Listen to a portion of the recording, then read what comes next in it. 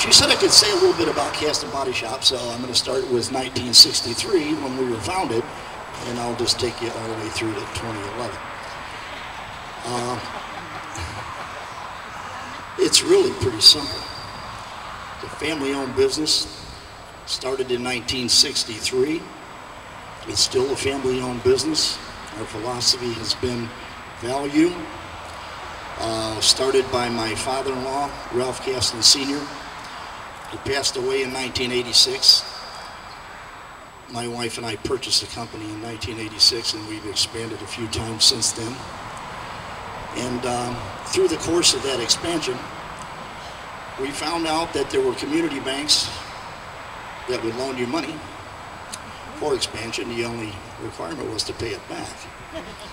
And we worked hard. We've been through, I believe, about 3 recessions with our company. We managed to get through that somehow. And each and every time that it particularly needed any kind of a bailout, once again, we got educated and found out that we had to do it ourselves. So we are very proud of our heritage. We hope to be in business a long, long time. We believe in small business, that it's a backbone of Illinois as well as this country. And I'd like to see an administration, be it in the state of Illinois or federal, that would have a little more concern for small business and realize what we do for our community. We're very active in our communities and with our employees, I believe, as most small businesses in Illinois are. I won't bore you anymore with the details of Cast and Body Shop. I'm going to have to read this because this lady has such an accomplishment that I have a page to read about this lady. She's an awesome lady. Penny Pullen is president of Life Advocacy Resource Project and editor of our Life Advocacy Briefing. A nationally recognized advocate for life, she served 16 years in the Illinois House, where she was chief spokesman for the right of life, for home-based education, and generally pro-family policies. Actually, I am going to say one other thing, because as long as we have been in business, Cast and Body Shop is pro-choice. We believe it's your right to have your car fixed anywhere that you want to. It's still America, okay? Her legislative accomplishments include abolition of state inheritance tax and enactment of a pioneering package to foster traditional public health policies in confronting HIV and the AIDS epidemic.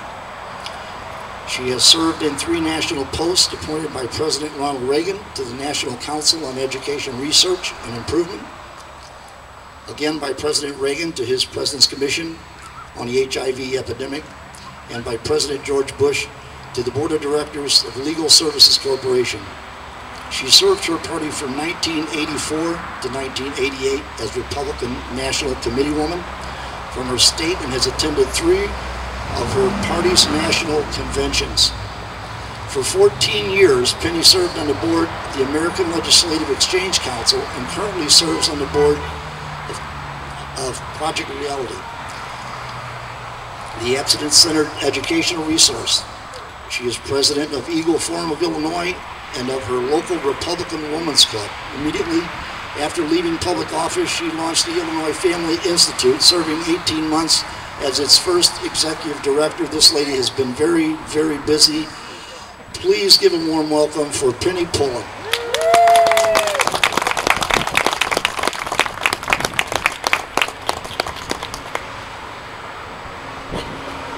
Thank you so much. What a wonderfully appropriate place to be together today to welcome Danielle Rowe into the fray as a candidate for the Illinois General Assembly. A family business, her own families, and a small business in Illinois. These are the folks that we are all here for as Republicans, and I know Danielle is. I'd like to tell you a little bit about how I first got to meet Danielle and what I observed. I was at Republican headquarters helping out on a mailing for a prospective candidate. We were stuffing at the tables, and the gentleman who was in charge of it had brought his 2 little boys. And they didn't really think that watching adults stuff envelopes was the most fun thing they'd ever done in life. So eventually they got a little rambunctious. And this lady recognized what was going on, took charge of them, took them over to a desk, taught them the right way to stuff envelopes. Yes! Got them started young. And she made it fun for them by recruiting others of the people that were there to go into competition with them. Right. See who could be the fastest at stuffing the envelopes right. Those boys were so good, so helpful, so quiet, we didn't even know they were there for a while. And I thought, this is a remarkable lady. And I assumed she was the boy's aunt or something. And then I found out a couple of days later that she'd met them only once before. What I saw was a young woman who saw a problem, took charge, stepped forward, and did what needed to be done, and did so with compassion and grace and real class. I have been a friend of Danielle since that day. She is unique. She has warm, appealing qualities, but underneath those warm, appealing qualities is this steel backbone that heats up in anger about what is going on in Illinois, what is being done to the people, to the small businesses, to the just plain folks of our state by the ruling class.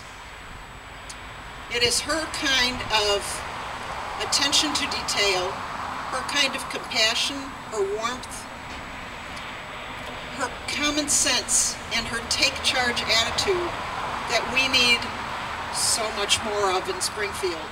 Amen.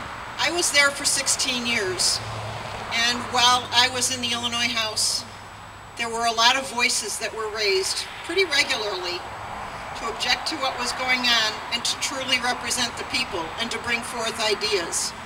Lately, we don't hear them.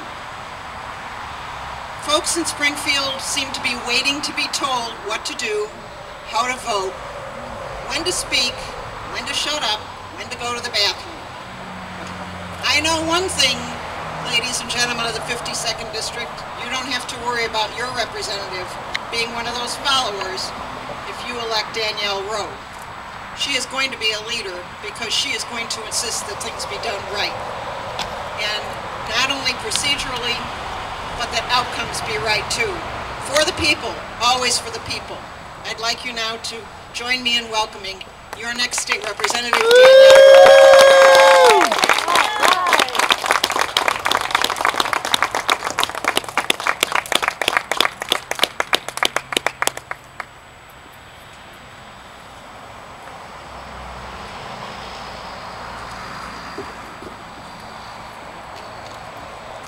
Thank you.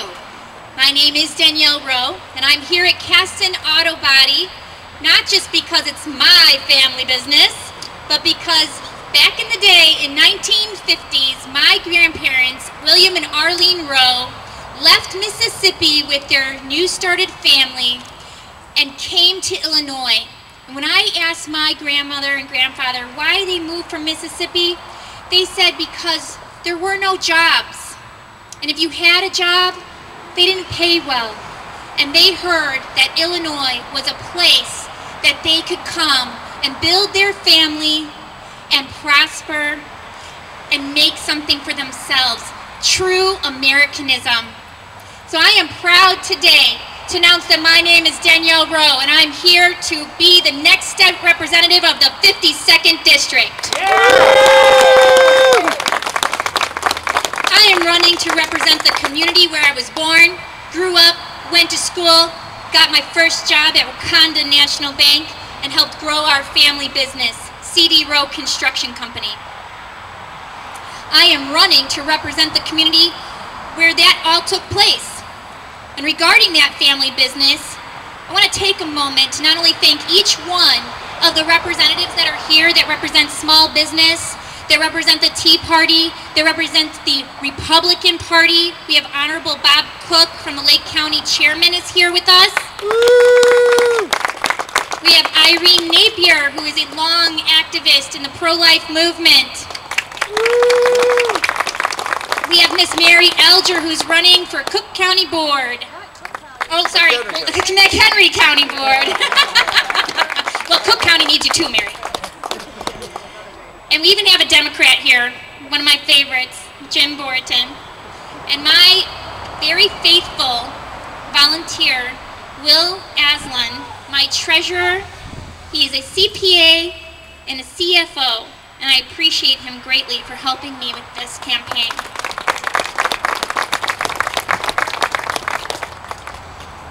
All right, I'm going to take a few minutes here because this is my one-time thing, okay? My grandparents, William and Arlene Rowe, I have so much respect for my family. They have done nothing but been true examples to me my whole life. My grandparents taught their children and their grandchildren that it is through hard work that a person makes something of themselves and for themselves in this life. It is from my family that I acquire the core values which have been reinforced by my faith in God, which will inform my representation of our community in Springfield. And those core values are to listen, to have a strong work ethic, to be effective, and to be a person of your word. And I've applied those core values to every aspect of my life, in my faith and community, in serving my country as a key volunteer for the United States Marine Corps. Hoorah! Hoorah! And speaking of that, I'd like to recognize Eric Weeder. He's one of my favorite Marines. He was my first donor, and I just want to tell him that without him, I couldn't have launched my campaign. Woo! Thank you.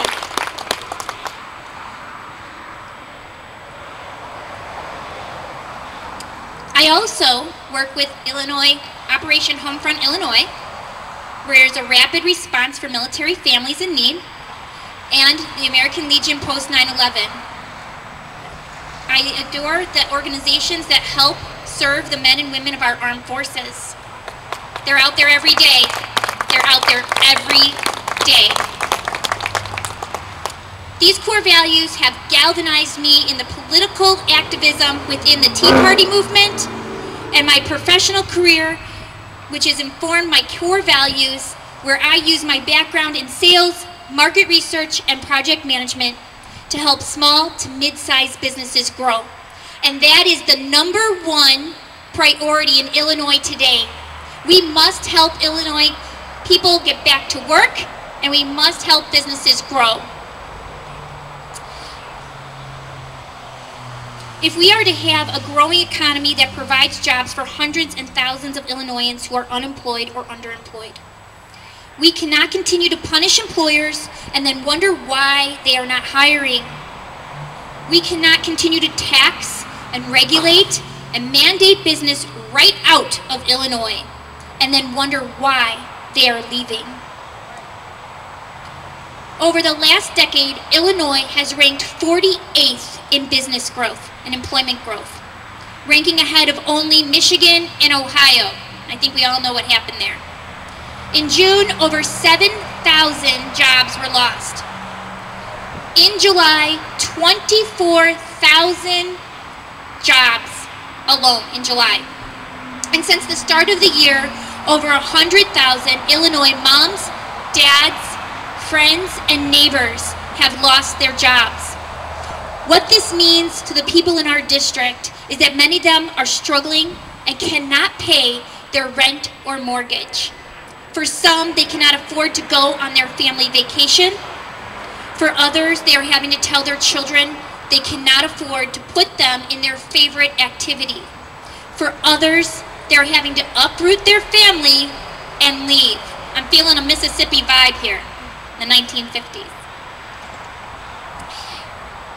We have to let them know that we need to offer them an opportunity to thrive, not just survive in Illinois. We don't want them joining the over 600,000 that have made the same decision to leave in the last decade. This is just unacceptable. Yeah. Of course, it doesn't have to be this way in Illinois. The answers are right in front of us. We see the answers to our economic woes every time we drive by a small business. Honk your horn if you love small business. Woohoo! And visit with our neighbors in church. Strong families, not big government, is the basis for strong communities. So we must advance public policies that are in the interests of families. We know what works. What we have lacked is the political leadership in Springfield to pursue what we know to be true. It's time for that change. I believe that the time to turn the page and usher in a new generation of conservative leadership for our party and state is right now. I believe it is time to end crony capitalism and the insider dealing and make sure there is one set of rules by which everyone must play by. I believe that it is time to take the fight to the Chicago Democrats and the go-along Republicans who have decimated, I love that word, decimated our state's economy. Yeah. Here is the roadmap for economic revitalization. We're going to repeal Quinn's tax increase. We're going to rein in runaway spending and borrowing. We're going to restore respect for the entrepreneurs who create opportunity and improve our quality of life by providing new and better goods and services. You go, girl. Thank you. Speaking of Governor Quinn, I remember after he was elected, hearing Governor Quinn on the radio, and he simply said, well, if anyone has any ideas on how to fix the problem, they're welcome to send me their ideas. So I went to Springfield to protest the tax hikes on April 15th of this year. And I made a sign that had an idea, and that idea, in the General Assembly I stood, and it said, bring back business to Illinois by putting Speaker Madigan and the Chicago Democrat machine out of business. Now here's a guy I'm in total admiration of. I admire this man greatly. I wish he would have ran for president. If he sees this on YouTube, Mitch Daniels, I just want you to know that I appreciate what you wrote, that the way back for America is for the government to trust the American people. We've tried it the other way around in Illinois and it hasn't worked. The status quo is not only unacceptable, we cannot finance it. Change will come to state government when we elect conservatives who are serious about putting their principles into policy action, and I am such a candidate today, standing before you. Thank you. Oh, I've got more examples of great leadership in the Midwestern neighbors that we are joined to. Leaders in Indiana, as I mentioned, Ohio, Michigan, and Governor Scott Walker from Wisconsin. I was up there at those protests to pass that bill and take on the public sector unions to take back their government. In Illinois, we have had a Republican leadership that is too cozy with the with themselves, I guess. Too cozy with the public sector unions. As legislators, like newly elected Representative Tom Morrison from Palatine have done, if elected, I will also continue to lead by example and not accept a legislative pension. I'd also like to take a pay cut. We have the highest paid elected officials in the country. It's time to end the permanent political class in Illinois. Those are career politicians. This is our time. This is the citizens' time. This is the taxpayers' time to have a seat and a say at the table in Springfield. Woo! About time. I will be your voice. I will be your small business champion. And I will be your conservative citizen legislator. And together, we will take our state back. No more signs, no more emails, no more phone calls. I'm going to Springfield. I need your help, and I appreciate every one of you for showing up here today. Thank you, and God bless.